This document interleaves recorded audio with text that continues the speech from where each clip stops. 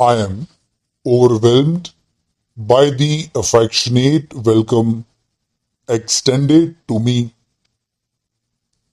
Your good wishes and blessings are an inspiration to me to live and serve.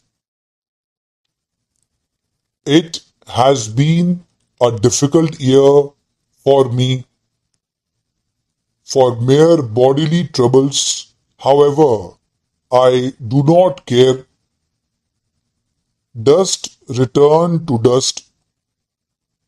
But the fact that this has been a very difficult year for the country worries me day and night. The coming year may be even more critical. One wrong step can bring the country to ruin. My 74 years are a fairly long lifespan in a country like India. There is not much time left to me in this world, but what departure could be better than to depart with all the love that you have shown? I can only pray to God to make me every day more deserving of your blessings as long as I live. But India's leader, our helmsman, is abroad these days. Mine is a limited role to strengthen his hands as long as I can. He is exerting himself to enhance the honor of our country. Of course, it was Gandhiji above all who gained for India a place of honor in the world by the way he lived and still more by the way he died. Next to him, our leader has raised the status of our country by the spirit with which he is doing his work abroad.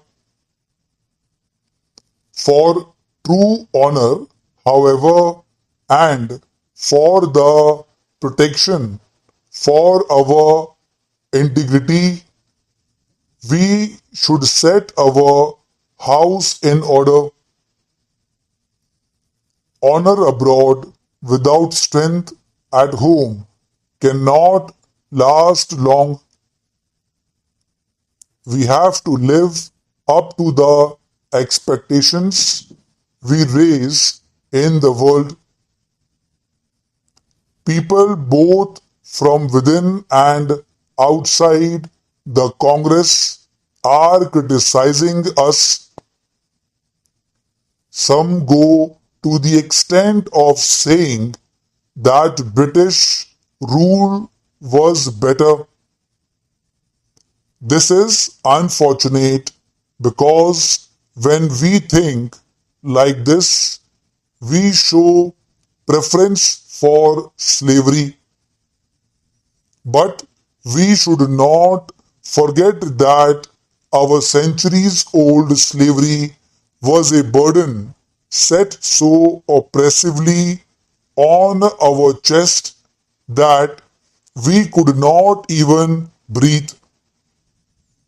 We have thrown off that burden but have yet to recover our breath.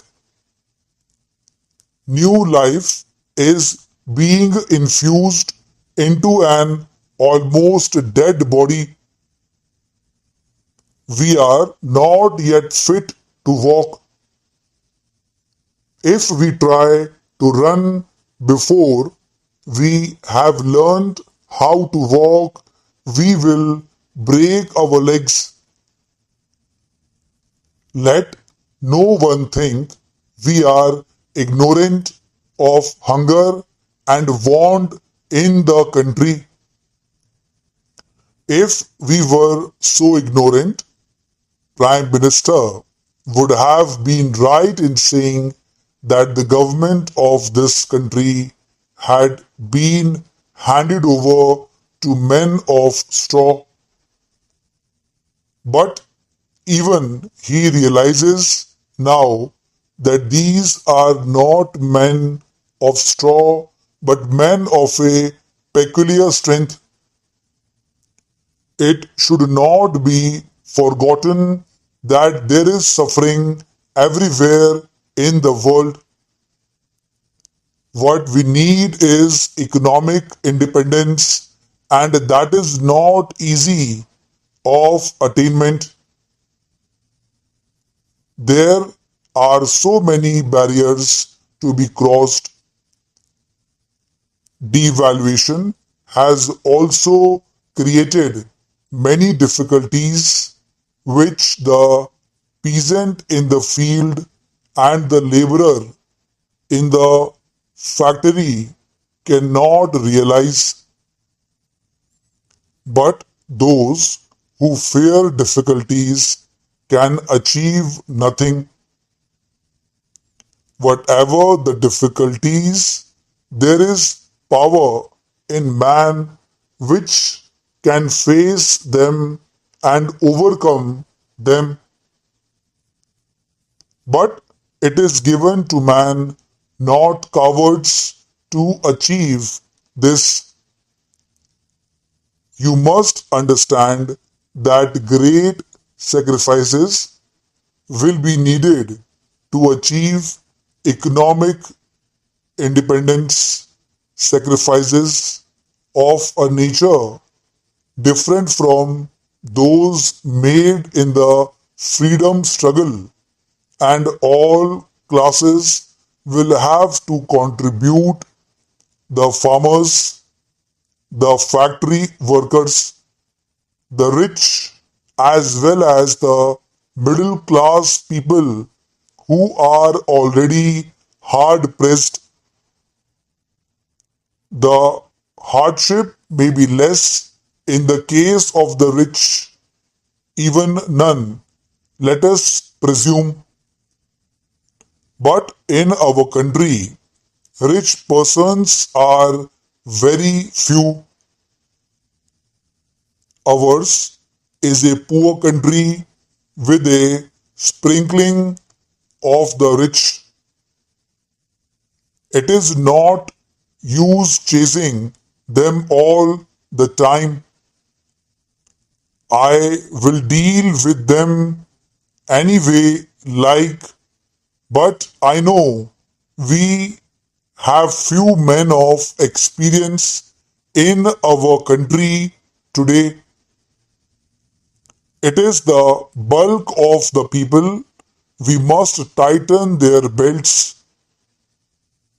Do not give to the government if you cannot afford it. Deposit what you can as a loan. Not only will our future be ensured, but industry also will get a boost.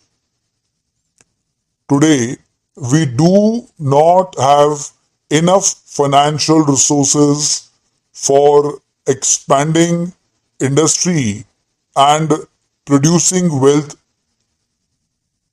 But if each individual makes his contribution in the form of savings, the savings of crores of people will go a long way towards achieving economic independence.